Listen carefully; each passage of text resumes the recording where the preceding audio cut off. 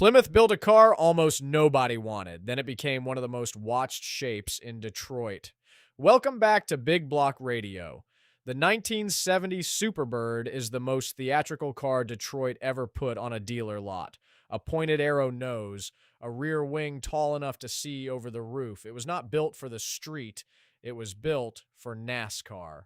Plymouth wanted Richard Petty back after he left for Ford. Homologation rules said the race car had to have a road-going twin, so the wing car went into showrooms for 1970 and only 1970. And then buyers took one look at it. They thought it was ridiculous. The styling was simply too extreme for 1970 taste.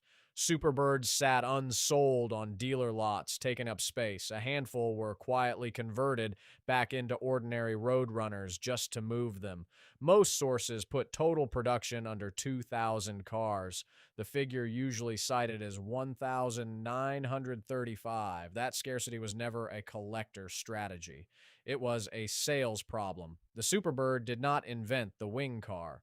Dodge did 1 year earlier with the 1969 Charger Daytona. Same B-body underneath, same nose cone, same towering wing. Verified Daytonas are rarer.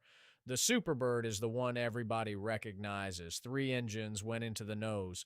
The base 440 Super Commando made 375 horsepower, single 4-barrel. Most cars got it. Above it sat the 446 barrel. 3 2-barrel carburetors, and 390 horsepower. Fewer were built, and that induction setup is exactly what collectors chase.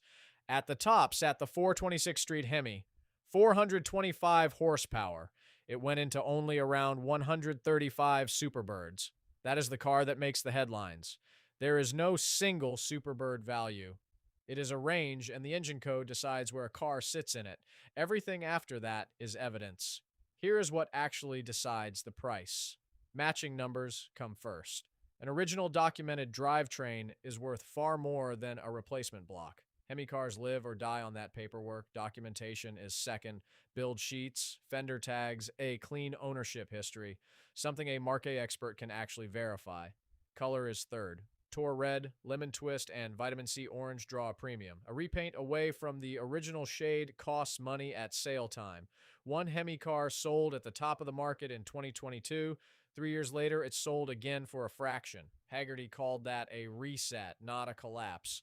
A hot room and 2 determined bidders can produce a number that never comes back. The record is the ceiling. It is not the going rate. Condition sits underneath all of it. These cars are complex, and the aero pieces are hard to source correctly. A bad restoration can quietly cap a car no matter what engine is in the nose. So buy the paperwork and the history first and the metal second.